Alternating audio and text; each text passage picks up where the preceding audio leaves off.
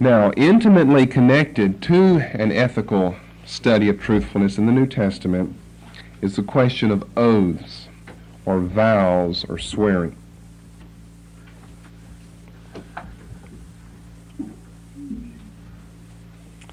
There's no better place, in my estimation, to discuss the subject of oaths and vows than where we are right now.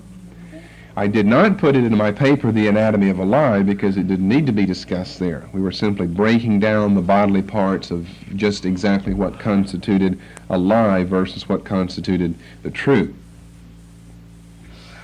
But where else would we study something like oaths, vows, and swearing? Well, there is one other suggestion. You could study it under the connection of non-resistance. You say, now, what would be the connection between the non-swearing of oaths and non-resistance? Because those two things seem to be so joined together in the so-called peace churches of the Radical Reformation. The Quakers, the Anabaptists, the Amish, the Mennonites, and the Brethren. If a church historically is a peace church, then generally they are a non-swearing church at the same time. If they're a non-swearing church, generally they are a peace church. So for some reason those two go together in church history and in historical theology because they go together in certain denominational groups. And of course they're found side by side in the Sermon on the Mount. The subject on oaths comes first, followed by non-resistance right after that. But your Radical Reformation splinter groups, Protestant splinter groups, such as the Mennonites and the Brethren, are peace churches. They are either non-resistant or pacifist type groups. And there's quite a bit of difference between pacifism and non-resistance. But be that as it may, they fit in that category of being a, quote, peace church, unquote. And if they're a peace church, then they also believe in and practice the non-swearing of oaths. Or let me rephrase that. They believe in the non-swearing of oaths. Sometimes they don't actually practice it, though. Now, if you'll be turning to Matthew chapter 5, I think I'll say at the very beginning that for purposes of obedience, Jesus made the matter very simple. Men have made it complex. The passage is verses 33 through 37. Again, ye have heard that it hath been said to them of old time, Thou shalt not forswear thyself, but shalt perform unto the Lord thine oaths. But I say unto you, swear not at all, neither by heaven, for it is God's throne, nor by the earth, for it is his footstool, neither by Jerusalem, for it is the city of the great King. Neither shalt thou swear by thy head, because thou canst not make one hair white or black. But let your communication be yea, yea, nay, nay. For whatsoever is more than this cometh of evil. So for purposes of obedience, whether we should do it and what we should do, I think Christ made the matter very simple. Men have made it complex. And I find it deeply interesting that with passages such as Matthew 5, verses 33 through 37, current evangelical scholars accuse the Jews of casuistical arrangement of oaths. And so Jesus is prohibiting taking the oath lightly, while at the same time these scholars casuistically explain that Jesus didn't mean what he appears to have meant. The very ones who accuse the Jews of kind of rearranging everything so that it's okay to take types of oaths that Christ prohibits, then rearrange the whole matter so that it's okay to take types of oaths that Christ will allow. That, in spite of and in the face of verse 34, but I say unto you, swear not at all. In other words, if language is simple and if language means what it means, then Jesus said, but I say unto you, swear not at all. Now, how is it that you can open any evangelical commentary that I'm familiar with, and they'll say, but it's okay to take certain types of oaths? What Jesus was condemning here was the Jews and their neat arrangement of explaining away certain things. Well, what are you doing? But neatly arranging things so that he said, swear not at all, and you casuistically say, but in certain cases, with you over in this area, at that time, in this place, it's okay for you to take the oath, or to swear, or to make a vow. So since we're going to be looking at a lot of what is the background, not this morning, but later, of all this business of heaven and earth and Jerusalem and your head and what all that means and just what Jesus was condemning here. And it does involve casuistry and sophistry and argument involved, that I just find it deeply interesting that the scholars who write against saying, oh, that's right, those Jews were so deeply involved in casuistry, are involved in the same thing themselves, because they make allowances and excuses for certain types of oaths or vows or swearing in certain connections with certain considerations, and you can just go on with your certain. And so one thing that's not true for them is any certainty, because you don't ever know. What you don't have is a certainty, at least for purposes of obedience, of verse 34, but I say unto you, swear not at all. Now you've never been a part of a church, except this one, who believes what that verse says, swear not at all. Now he says swear not at all, but yet they have ways of saying, now if you're before a magistrate, then it's okay to take the oath there. Well, he didn't say in this passage you couldn't swear on the Bible. He just said you couldn't swear by heaven or by earth or by Jerusalem or by your head.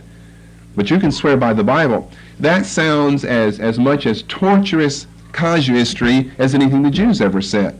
That you can't swear by heaven or by earth or by your head or by Jerusalem, but you can by the Bible, though.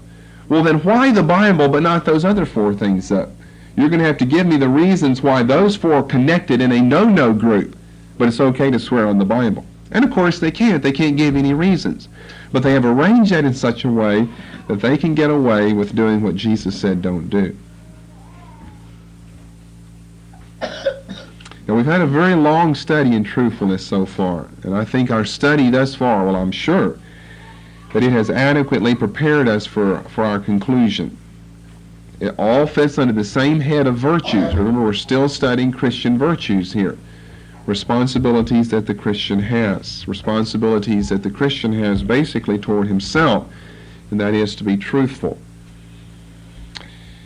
Now, I can't exactly say how long we're going to be here, but at least for a few weeks.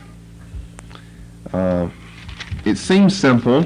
Why can't we just, you would say, open up Matthew 5 and look at verse 34 and take Jesus' statement, but I say unto you, swear not at all, and just go and practice that. And that would solve this whole business about oaths and taking vows and swearing.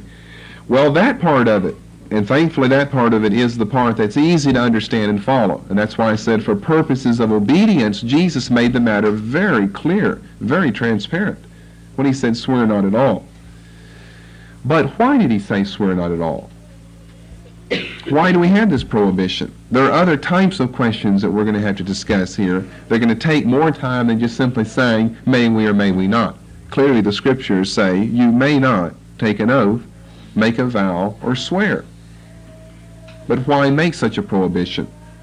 What's wrong with saying, what's the difference, in other words, between saying, I will visit you tomorrow, and I swear I will visit you tomorrow? What's the difference between the two? Both of them are a statement of intention. Both of them are a, quote, promise, unquote, that you will do something the next day. So what's the big difference between saying, I take an oath I will visit you tomorrow, and simply saying, I will visit you? Most people who get into this and they come up with either you can or cannot take the oath, you may or may not take the oath, still don't answer the question, well, why is this discussed to begin with? Why placed here in the Sermon on the Mount to begin with? What is so wrong with saying that you swear to do something or that you take an oath? Another matter that we'll have to get into is, what about the relation between oaths, vows, swears, and promises? Could you tell someone, we're assuming that Jesus meant what he said, I say unto you, swear not at all. Could you tell someone, I promise you that I will do such and such? Well, if you can't, then we'd have to ask why, and if you can, why? What is the difference between promising or taking the oath? Or is there a difference? What is the difference between just saying you're going to do something, I will do it, and saying I promise you that I will do it? In every case with a promise, a swear, an affirmation, an oath, a vow, you've added something into the simple statement of intent. I will do this, or I will not do this, or this is true, or this is not true, by saying I promise, I swear, I affirm, I vow, I take the oath that I will or will not, that this is true or is not. We can obviously see there's an addition there. What makes that addition so wrong then? Have you ever thought about that? Why did he say that that's so wrong? Because you're still saying almost the same thing when you say that I'm telling the truth. Still, the purpose is to say that you're telling the truth. And by taking an oath or a vow or an affirmation, you simply have added in extra words to strengthen that statement of yours. I swear that I am telling the truth. And both still what we're talking about is the question, are you or are you not telling the truth?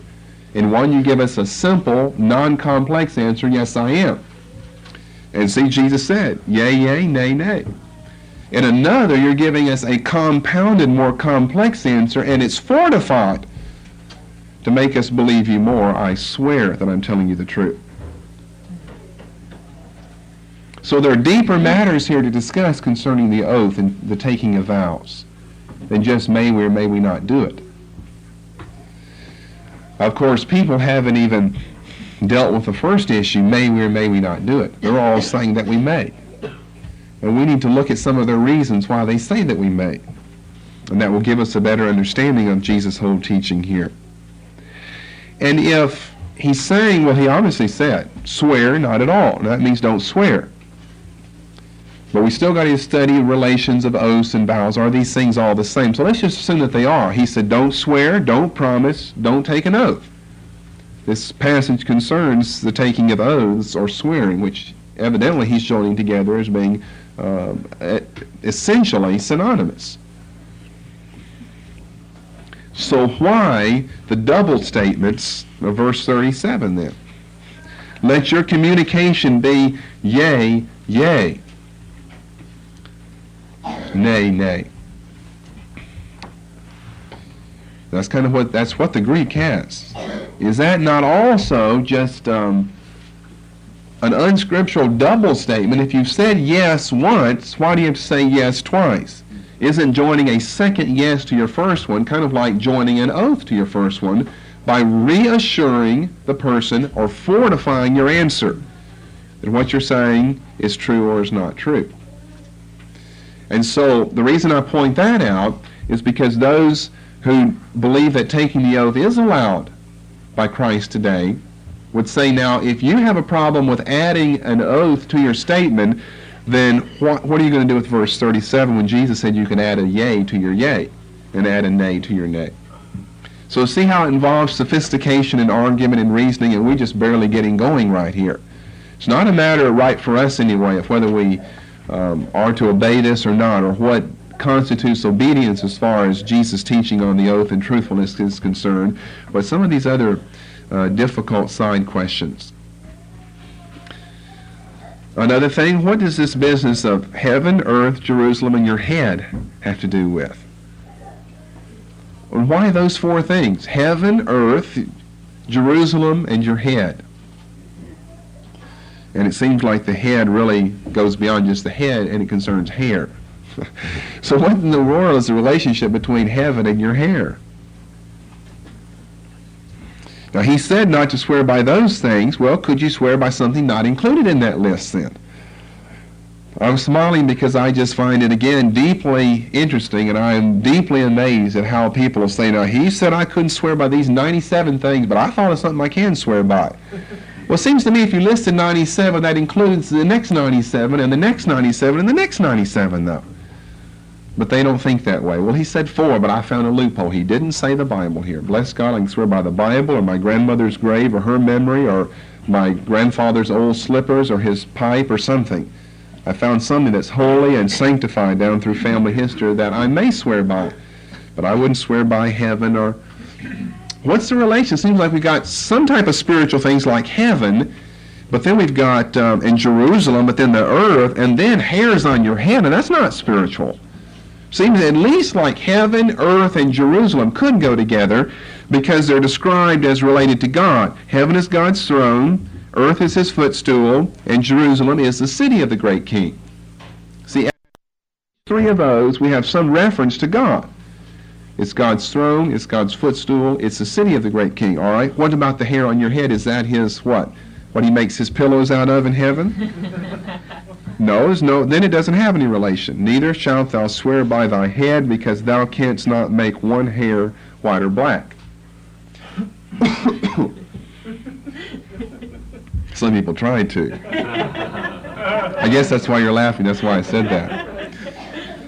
Now, let's ask ourselves another question. Are moral commandments and laws absolute? Moral commandments, are they absolute? Are changes ever allowed, deviations ever allowed from what is morally God's will? Did the Jews sin in the Old Testament in taking an oath?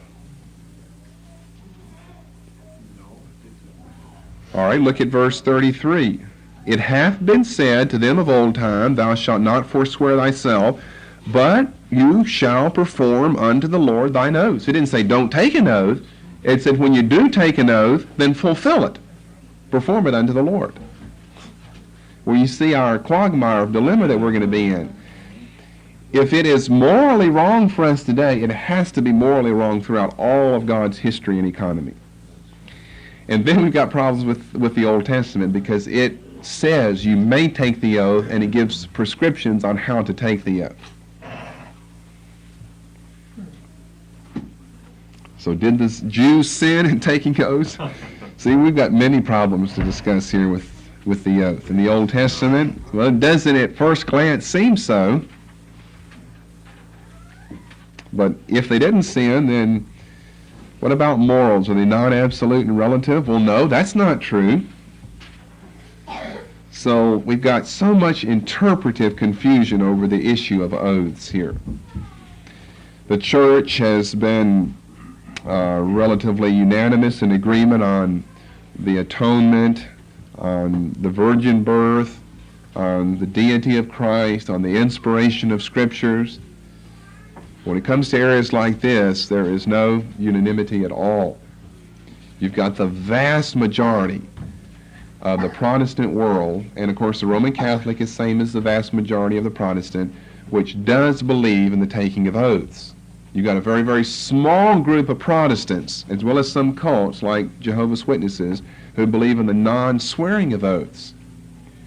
And I find it interesting, and it's very unfair, that those evangelical writers always will lump the Quakers, the Mennonites, and then attack on, and the Jehovah's Witnesses as the people who believe in the non-swearing of oaths. You see what that does psychologically when you're reading Bible. You mean those people are, oh, well, I don't believe in Jehovah's Witness doctrine, so I don't believe in that Mennonite stuff. And you're a Mennonite, and then you believe, and you read along there that, oh, the Jehovah's Witnesses believe the same thing I do about the non-swearing of oaths based on Christ's command here. Well, you don't like the company in which you found yourself.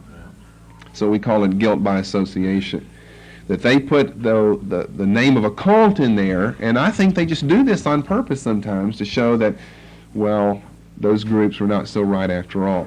So we have a very small segment in Protestantism, the splinter groups of the radical Reformation era, that developed into the Mennonites and the Brethren and so forth, and the Amish today, that do not believe in taking the oath. Most charismatics believe in taking the oath. There are a few groups like ours and Faith Assembly and probably a few others that do not believe in taking the oath. But be that as it may, you will search in vain to find any very good reference material on this subject. The best that has been done has generally been done by the radical Reformation leaders, defending their position and answering the arguments of those who are opposed to their position. Now, a little over 5 years ago, December the 18th, 1981, I taught a message from the Sermon on the Mount entitled, The Oath and Christian Truthfulness. Notice the last word there. That wasn't by accident that those two were joined together. They go together. That is the thrust of what Jesus is talking about here, and I hope we'll be able to bring that out more as we go along in Matthew chapter 5. The thrust, the aim of his teaching here is not just the non-swearing of oaths, but a heightened view of the Old Testament's requirements of absolute truthfulness. You see, he's not just saying don't swear, but it's all right to lie occasionally or don't take an oath. The thrust of this is that we are to tell the truth. And when we know what the whole thrust is, remember, he gives us various things such as murder, such as adultery, such as divorce and remarriage, such as non-resistance, such as love. That's 5. There's 6 things here, and the 6th one is the oath here. Why just throw in the oath in this? What's the big deal? I mean, okay, he said don't do it, so we won't do it. But why? What's the big deal about that? He's not just talking about oaths. Oaths he's using by illustration because they were practiced in the Old Testament to talk about the great subject of truthfulness, and that this is required of subjects of the kingdom because this is the message of the kingdom in the Sermon on the Mount. Now, you don't have to hear that message over. If you would choose to and you have that tape, you would certainly be welcome to listen to that again because we're going to cover a lot of the same things and, of course, in a lot more detail. I have the notes here with me. It was 2 pages that I did, December the 18th, 1981, entitled The Oath and Christian Truthfulness. But I just wanted to remind you of that and the title of that message, The Oath and Christian Truthfulness, because I don't know that until maybe now that you've really seen the connection between this passage here in Matthew and the study of oaths with truthfulness. That is what you'd connect it with. The only other thing I could think of is connect it with non-resistance because of the coupling of those of the splinter Radical Reformation Peace Church groups, because both of those seem to characterize those groups. Now, our passages will be Matthew 5:33 through 37, with James 5:12. Let's read James 5:12, just to get the context. Most of you are familiar with this because we've harped on it before. We've become known as a church that does not believe in taking the oath. That is certainly true. But more to the point, we are a church that does believe in telling the truth. That's the heart of what Jesus is saying. Not that we don't believe in taking the oath, although that's true, but that we do believe in telling the truth. And what Jesus will be pointing out is that if we speak the truth, there's no need of taking an oath or a vow. James 5:12. Now here we're over into an epistle, a very early one, actually much earlier than Matthew's Gospel, although the content historically of Matthew's Gospel comes earlier than James in the time of his writing.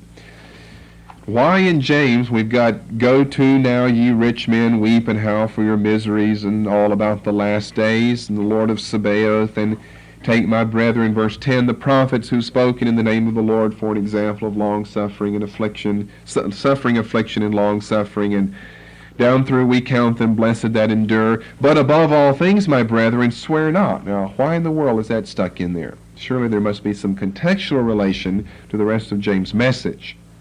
"Neither by heaven, neither by earth," all right, Christ gave us those two, "neither by any other oath, but let your yea be yea." Now that's a little different than what we have in Matthew. It says yea, yea, nay, nay, in the King James anyway. This says, "Let your yea be yea, and your nay, nay, lest ye fall into condemnation." Jesus said, "Whatever is more than this cometh of evil." Or it could be in the Greek, I believe it is, "cometh of the evil one." It's a specific reference to Satan. Those two will be our primary passages that we'll study. But we'll have also reference to Matthew 23, verses 16 through 22,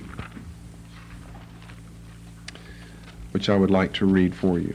Matthew 23, verses 16 through 22. See if you do not remember this, and surely there must be a connection. "Woe unto you, ye blind guides, which say, Whosoever shall swear by the temple, it is nothing, but whosoever shall swear by the gold of the temple, he is a debtor." Now here's another good classic place of the practice of casuistry. "Ye fools and blind," in other words, making unwarranted distinctions. "For whether is greater, the gold or the temple that sanctifieth the gold?" They're saying, well, it's not the temple, it's the gold, verse 16. If you swear by the temple, it's nothing but by the gold. Well, what if you took the temple away? Then you don't have anything that sanctifies the gold. If you took the gold away, you still got the temple, though, which is the most important thing there, not what it's made of. And, verse 18, here's another of their laws. He's quoting them now.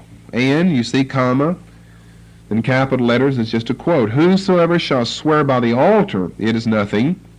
But whosoever sweareth by the gift that is upon the altar, he is guilty. You fools and blind, for whether is greater the gift of the altar that sanctifieth the gift? Whoso therefore shall swear by the altar sweareth by it, and by all things thereon. And whoso shall swear by the temple sweareth by it, and watch this, not the gold in it, and by him that dwelleth therein. Now that's an unexpected twist in the argument. And he that shall swear by heaven sweareth by the throne of God, and by him that sitteth thereon. Now Matthew 23, I think, is going to hold part of the keys of our interpretation of some of these problems back in Matthew 5. So we need to take note of that and remember that. Okay, what do we need to do this morning? Doesn't look like we're going to go very far. Well, since the chief passage is Matthew 5, if you'll turn back there, it's found in the context of Old Testament laws being given and then Jesus saying something about them. I think we need to know something about the Old Testament passages. This is going to be just a review with the time that I have left this morning. But we want to know what in the Old Testament they were allowed to do and were not, so we can know what Jesus is referring to and perhaps what he prohibits here. But let me say it at the outset that oaths, vows, swearing, a study of them, is a study in itself for Old Testament theology and the Middle Eastern milieu and culture of this day. It is a very interesting study. There are many references in the Old Testament to oaths and to vows and to swearing with all types of symbolism and formulas and posture and procedure used. That is not going to be our purpose to study all of those things. Just enough to know what Jesus is talking about in the New Testament. So, this morning let's look at an Old Testament review of oaths and vows. First of all, a definition for our purposes of an oath. A solemn declaration to God, yourself, or another that something is or isn't true, or that you will or will not do something. A solemn declaration to God, yourself, or another. You ever vowed to yourself that you wouldn't eat that piece of chocolate pie because you were going to lose weight? Some people take vows right to themselves. So a solemn declaration to God, yourself, or another that something is or isn't true. These are the two areas where you generally find this. You have to swear that you're telling the truth in court. Or that you will or will not do something. You promise or swear to someone that you will or will not do something. So for our purposes, that's enough of a definition. We may get more technical at some other time with oaths in the Old Testament economy and theology, but for our purposes, that's enough. That's a brief and easy one to remember. A solemn declaration to God, yourself, or another that something is or isn't true, or that you will or will not do something. In other words, sometimes it can have a positive meaning, that this is true, or I will do this. Or it can have a negative meaning, this is not true, or I will not do this. For instance, we'll look at a positive and a negative one. Genesis 28:20. Listen carefully or turn quickly because I have many verses to flip to. Genesis chapter 28, verse 20. Jacob vowed a vow, saying, if God will be with me and will keep me in this way that I go, and will give me bread to eat, clothing to put on, so that I come again to my father's house in peace, then shall the Lord be my God. And this stone which I have set for a pillar shall be God's house. This is at Bethel, where he's seen the ladder into heaven. And of all that thou shalt give me, I will surely give the tenth unto thee. He vowed a vow that he would do something. Right? Psalm 132 and verse 2, for a negative one, that a man would not do something. Lord, remember David and all his afflictions, how he sware unto the Lord, and vowed. Swearing and taking a vow are the same thing then. And I think we can join an oath in there as well. I think we can join an affirmation in there as well. And we may be able to join a promise in there as well.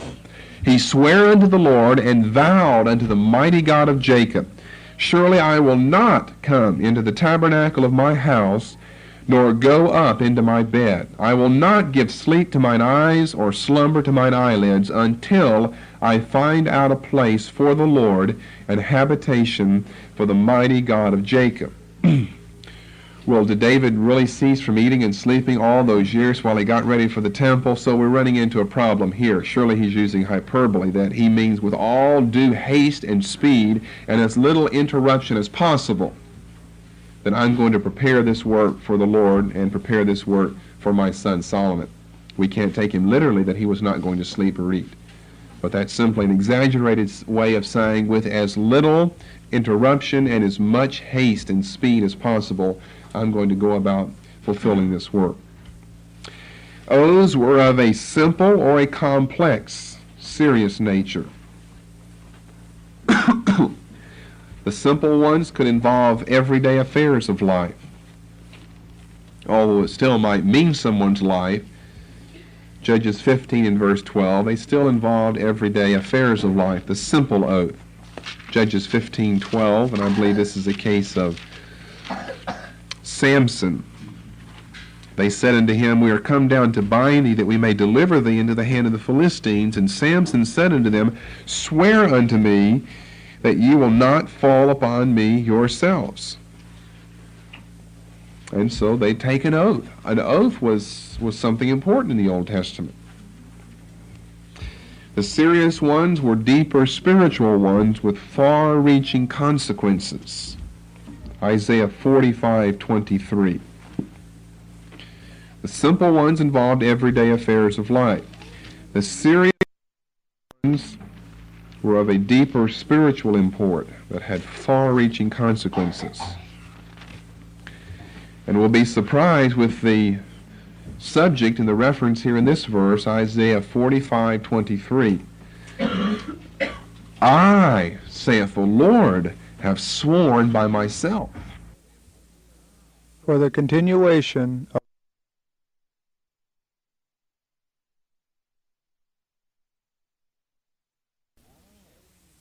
I, saith the Lord, have sworn by myself. The word is gone out of my mouth in righteousness and shall not return. And here's what he has sworn, that unto me every knee shall bow and every tongue shall swear. That may not be the best translation there at the end, but the first one certainly is reliable. I have sworn by myself. That means God swears. That means God takes the oath. Israel took it in the Old Testament. We've already seen those examples. So we're back to the question, why the prohibition for the Christian? They could be taken both by God, as you see in the last scripture, Isaiah 45:23, or by man, as you saw in the first one, Judges 15:12. Various postures are associated with the taking of an oath. The postures ranged everywhere from lifting up one's hand to heaven, to placing the hand on another's thigh, which may well have been a euphemism as far as I'm concerned.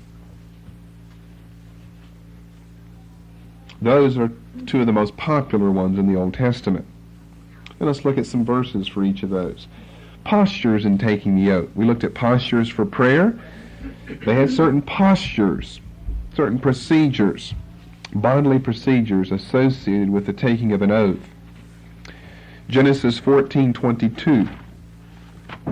Ranging, I said, everywhere from lifting up one's hand to heaven to putting one's hand on another's waist.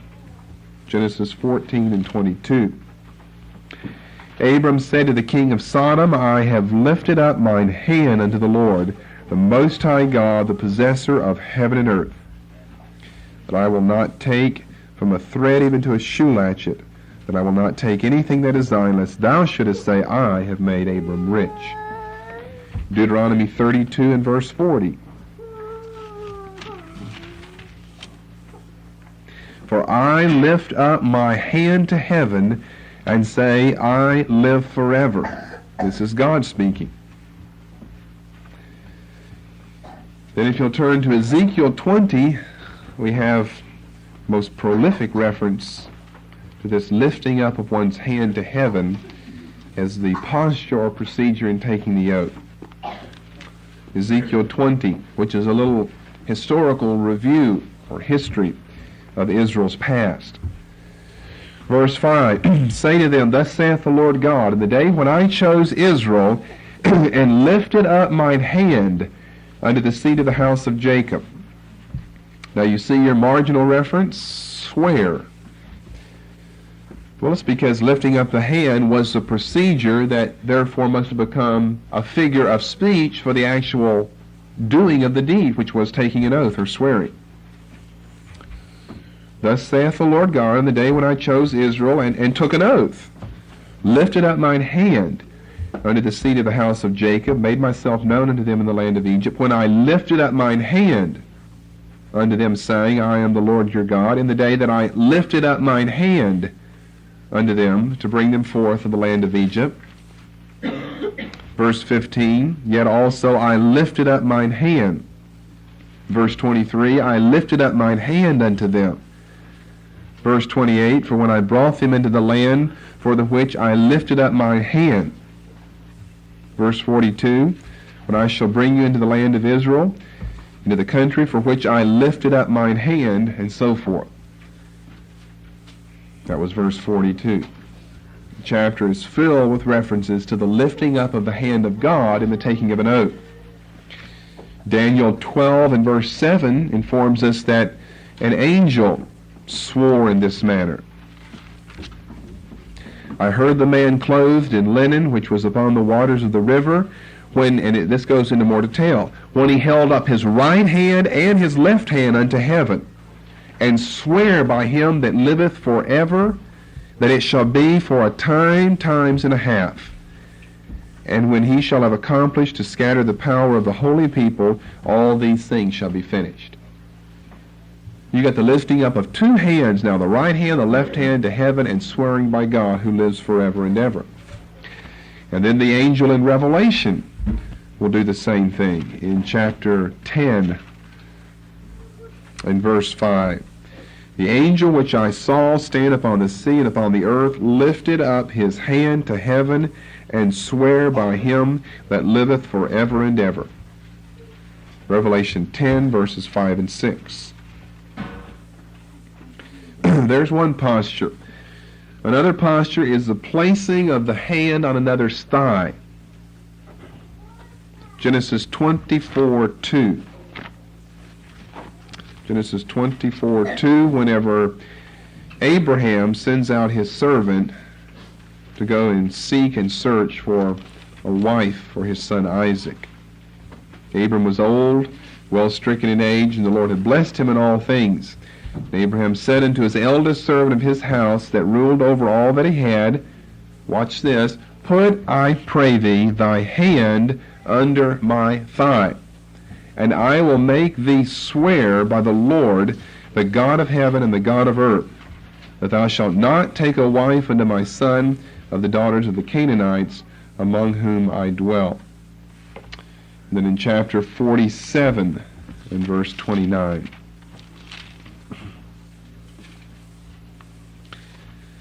The time drew nigh that Israel must die, and he called his son Joseph, and said unto him, If now I have found grace in thy sight, put, I pray thee, thy hand under my thigh, and deal kindly and truly with me, in other words, and swear to me that you'll not bury me in Egypt, but you'll bury me back in the land of my fathers. Now I think that's probably a sexual euphemism when it says thigh. I think it has reference to the male reproductive organs. And I think because symbolically that had a certain reference to the curses that would be placed upon that person should they take that type of oath, put their hand in that type of place, and then violate that or go back on it, then curses would be on the descendants of that man, and that organ from the man represents all of his descendants, and the curse would be upon them for the rest of their generations. So that's what I think. I don't know that there's any great way to prove it, but I don't think they put their hand on each other's thigh. I think they put it, as King James says, on their secret parts, a man to another man. Because you are swearing not only your own life, but you're swearing the life of all of your descendants, that surely you and your descendants will perform this oath. And to me, that would be an appropriate place to put your hand, because it symbolizes all of the generations that that man will produce. And so if you break the oath, your children are breaking that oath in you, and curses will come down to them. So I think that's a euphemism. Remember, the Hebrews use euphemisms for things. You'll find euphemisms just in the King James, but I mean the Hebrews, I think, use euphemisms for certain things like that when it was not appropriate to actually say the word or the term. What else is under your thigh? If it's under my thigh or under my waist, then you can only go down so far. So I think that's a sexual euphemism. We would study that more in Old Testament theology. Similarly, different formulas were used. Not only different postures, but different formulas. The most popular ones revolved around the life concept, L-I-F-E, in the Old Testament. The most popular formulas revolved around the life concept, such as Judges 8:19, as Yahweh liveth, and I will do such and such, or such and such is true, as Yahweh liveth. Ruth, I think I'll read to you Ruth 3:13, which I believe uses the same formula. Boaz says to her, "Tarry this night, and it shall be in the morning, that if he, the nearest kinsman, will perform unto thee the part of a kinsman, well, let him do the kinsman's part. But if he will not do the part of a kinsman to thee, then will I do the part of a kinsman to thee, as the Lord liveth." Now that's an oath. He didn't have to say, "I'm taking an oath," or "I'm swearing." That is an oath, because that was part of the formula, as Yahweh liveth. And that's a sacred oath, to swear on the name of God that you'll do something, as the Lord liveth. Surely I will do this. Lie down until the morning. Sometimes that life concept of as Yahweh or as the Lord liveth was expanded into as the Lord liveth and as you live, such as in the 2 Kings chapter 2 passage, where Elijah tells Elisha to leave him. What does Elisha say? "As the Lord liveth and as thy soul liveth, I will not leave thee." The second time, "As the Lord liveth and as thy soul liveth, I will not leave thee." And the third time, "As the Lord liveth and as thy soul liveth, I will not leave thee." So 2 Kings 2 and verse 2 is the first of those three places. But in any case, and under whatever form, with whatever posture, or in whatever formula, oaths were very serious in the Old Testament and should not be taken lightly. Proverbs 20 and verse 25. Sorry I'm going fast, but this is just a review to get us into the New Testament. We're not studying the Old now. Proverbs 20 and 25. Watch this. "It is a snare to the man who devoureth that which is holy, and after vows to make inquiry." In other words, you vowed something and then you weren't for sure, and so you talked about it later. Well, now, did I really do the right thing? And now you make inquiry whether you can perform this. He says it's too late. It's a snare. It's too late to ask inquiry after you've made the vow. Once uttered, an oath must be surely kept. Numbers 30 and verse 2. See, this is a great part of Old Testament life and religion, is the oath. So I'm really doing it a disservice to go so quickly, but I think I can introduce you to their concept well enough that you'll be prepared to study what the New Testament has to say.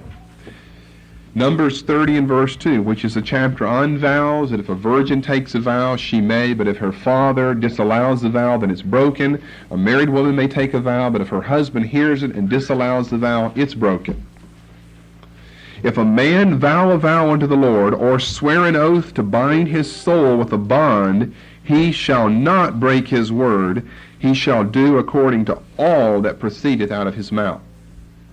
What's God trying to teach them here? He's trying to teach them the subject of truthfulness here, that a man is only as good as his word.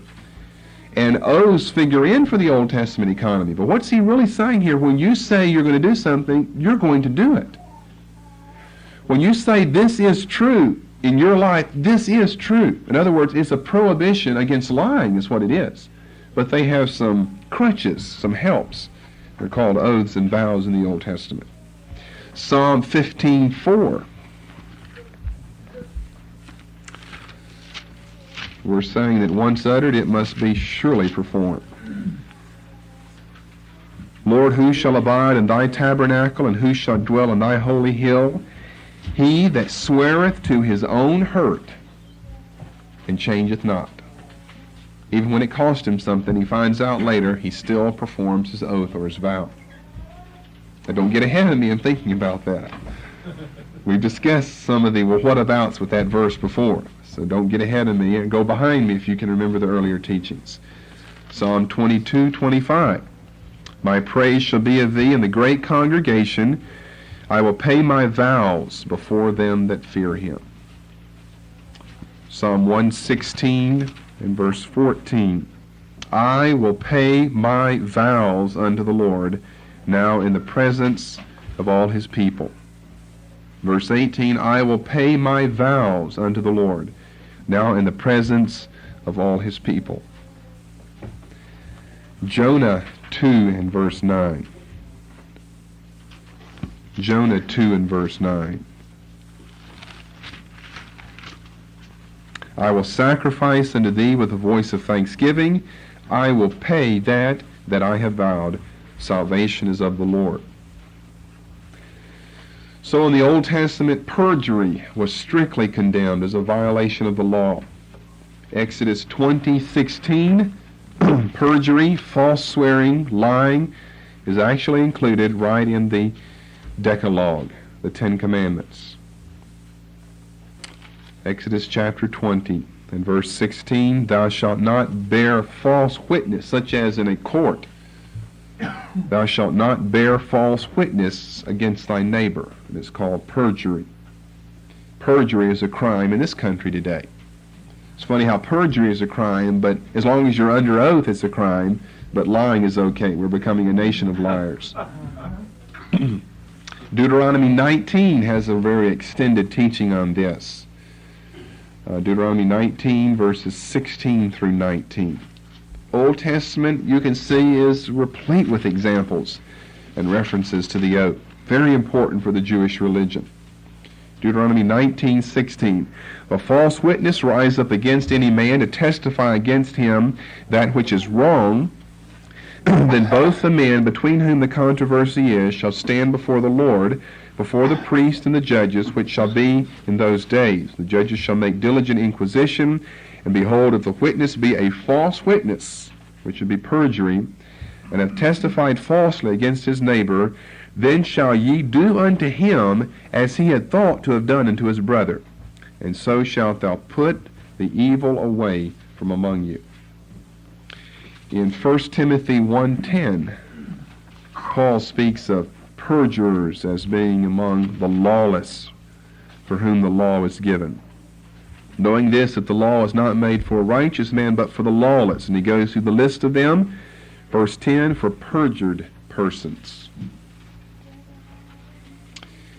So if it's so serious and so solemn, due deliberation was a must to avoid rashness and thereby incur guilt.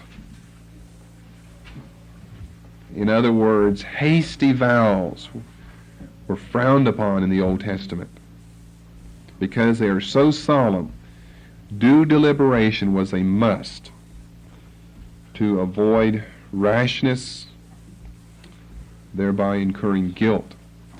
The Old Testament argued it was better not to vow than to vow and not keep it. In other words, it was not a sin to vow, it was not a sin to abstain from a vow. But if you took a vow, you must inviolably keep that. It was better not to vow, Ecclesiastes 5:4-5, if one had not the attention or nor the power to fulfill it. Ecclesiastes 5, verses 4 and 5. Better not to vow if one had not the attention or nor the power to fulfill it. When thou vowest a vow unto God, defer not to pay it, for he hath no pleasure in fools. Pay that which thou hast vowed. Better is it that thou shouldest not vow than that thou shouldest vow and not pay. Now, in order to be acceptable, it had to be truly and volitionally free. In other words, someone else couldn't make you vow, force you by torture or something, and then you were bound to that vow. A vow had to be truly and volitionally free. Deuteronomy 23, verses 21 to 23. This is one of the great important passages in the Old Testament for the vow. Deuteronomy 23, 21 to 23. In other words, like I just said, no one could by force make you vow, and then you had to keep it later on. If they somehow use torture, then it's not a vow. A vow is something that comes out of the intent of your own heart. It has to be truly and volitionally free. Deuteronomy 23 and 21. When thou shalt vow a vow unto the Lord thy God, thou shalt not slack to pay it, for the Lord thy God will surely require it of thee, and it would be sin in thee not to pay it. But if thou shalt forbear to vow, it shall be no sin in thee. Here's our classic, really the classic passage, because it says you don't have to make a vow if you don't want to. If you don't want to, you haven't sinned. That which is gone out of thy lips thou shalt keep and perform. And here's our phrase that we need, even a free will offering. It has to be of your own free will. It has to be volitionally and truly free, according as thou hast vowed unto the Lord thy God, which thou hast promised with thy mouth. And it has to be in accordance with God's revealed will. This is Judges 11, 30 to 40, and the rash vow made by Jephthah.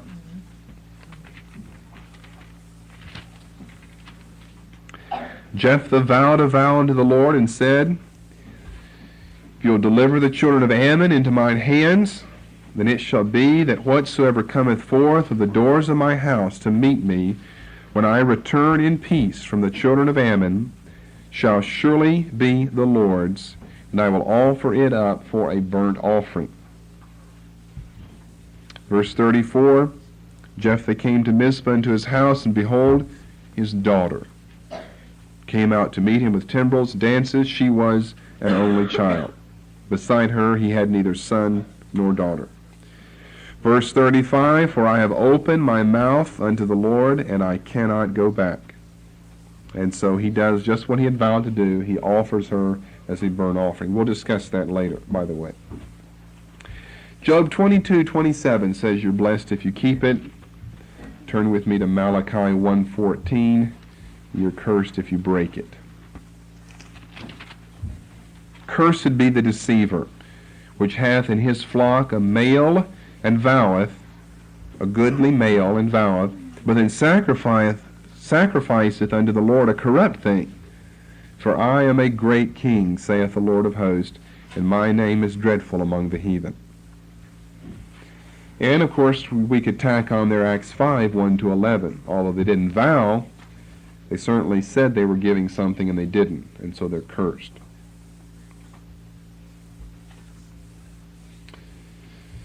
And then finally this morning, Leviticus 6, verses 1 to 3, and you could look at the following verses after that as well. It was a sin, forgivable, a broken vow, but it required a specific sin offering.